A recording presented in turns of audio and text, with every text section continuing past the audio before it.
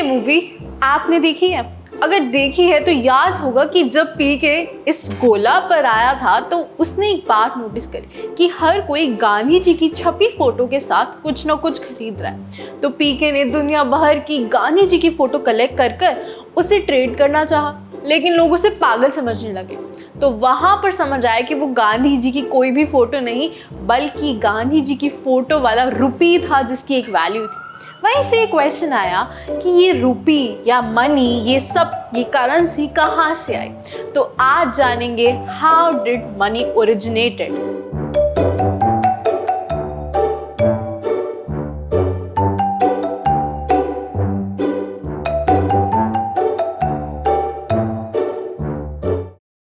ये origin of currency start हुआ barter system से। बार्टर सिस्टम एक सिंपल एक्सचेंज सिस्टम था जहां दो लोग आपस में कमोडिटीज एक्सचेंज करते थे।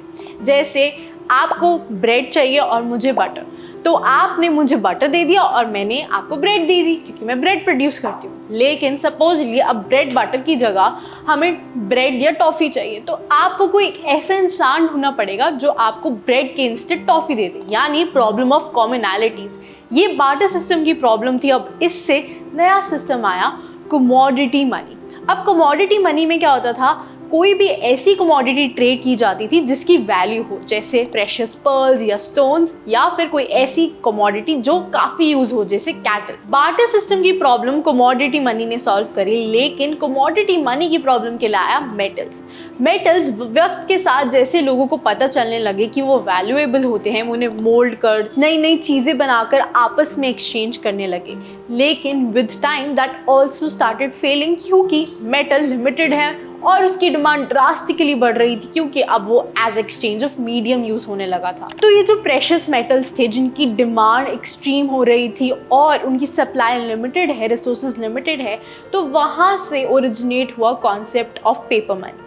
अब गोल्ड स्मिथ्स के पास ना लोग अपने वैल्यूएबल मेटल्स जो कि गोल्ड, सिल्वर ये सब होते थे, ये रखवा देते थे और गोल्ड स्मिथ इन एक्सचेंज लोगों को एक रिसीट दे देता था जो कि प्रूफ था कि हाँ आपने मेरे पास कुछ गोल्ड वगैरह रखवाया। लोग उस रिसीट को as a medium of exchange use करने लग गए कमोडिटीज के लिए, एंड वहां से कॉन्सेप्ट आया पेपर मनी का। तो ब्राजील में 1821 में पहली बार एक नोट आया जिस पर हाथ से लिखी गई थी क्वांटिटी, जैसे हम चेक्स भरते हैं वैसे ही उस पर लिखा गया था। धीरे धीरे कॉइन्स के साथ भी होने लगा और वहां पर गवर्नमेंट इंटरवीन करती है।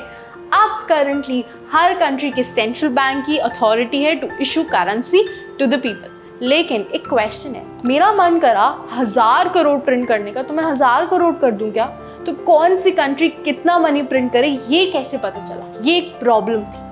तो 1821 में इस प्रॉब्लम को सॉल्व करने के लिए यूके के अंदर गोल्ड स्टैंडर्ड का यूज हुआ, यानी जिस भी कंट्री के पास जितना गोल्ड है उतनी वैल्यू की करेंसी उस कंट्री में प्रिंट की जाएगी। लेकिन जैसे हर फॉर्म ऑफ एक्सचेंज की एक प्रॉब्लम थी, वैसे ही पेपर मनी का भी एक ड्रॉबैक था। 1931 में जब ग्रेट इकोनॉमिक डिप्रेशन आया तो लोग इंग्लैंड में पैनिक कर गए और उस टाइम पर वो पेपर मनी के एक्सचेंज में गोल्ड लेने लगे और इस कदर गोल्ड की डिमांड बढ़ गई कि वहाँ पर बैंक के पास कमी होने लग गई गोल्ड की, and they were at the verge of bankruptcy. इस पेपर मनी के बाद आए credit cards. Credit cards until 1950 formally founded नहीं थे, लेकिन 1950 में इन दो ने डाइनर्स क्लब को फाउंड किया और उसके बाद क्रेडिट कार्ड्स का सिलसिला शुरू हुआ।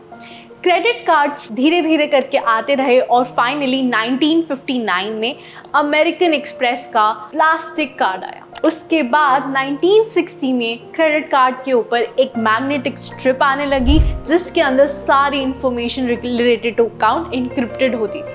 अब मर्चेंट्स को कॉल कर क्रेडिट कार्ड कंपनी से अथॉरिटी या फिर रिक्वायरमेंट्स पूरी करने की जरूरत नहीं थी। धीरे धीरे वक्त और आगे गया और 1980s में एक चिप अटैच होने लगी जो और सिक्योर बनाने लगी इस सब ट्रांजैक्शन को।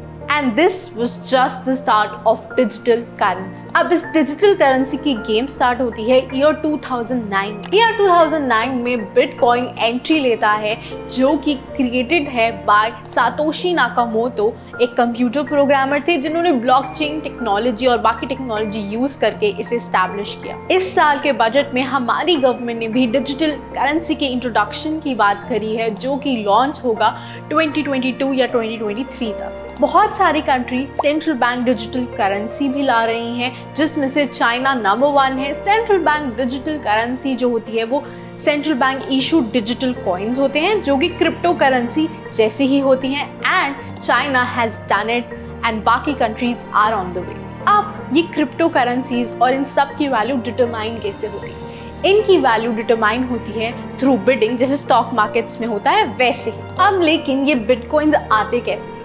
बिटकॉइंस प्रोड्यूस होते हैं by process called mining. Mining एक गेम जैसा है जहां पर बहुत सारे कंप्यूटर्स रेस करते हैं of solving a complex maths problem. Approximately 7 million tries लगते हैं before finding a solution to this maths problem. और जो भी इसका विनर होता है, उस कंप्यूटर को एक न्यूली क्रिएटेड बिटकॉइन मिल जाता है एंड वो बहुत सिक्योर हो जाता है। कहा जाता है कि जो कैप है ना of creation of bitcoin, that is approximately 21 million, and अब तक 17 मिलियन बिटकॉइंस क्रिएट हो चुके हैं। इस पूरी जर्नी में एक बात समझी, जब भी कोई भी प्रॉब्लम आई किसी भी मीडियम ऑफ एक्सचेंज में, तब ह्यूमंस ने अपनी इंटेलिजेंसी के साथ उस प्रॉब्लम का सोल्यूशन निकाला।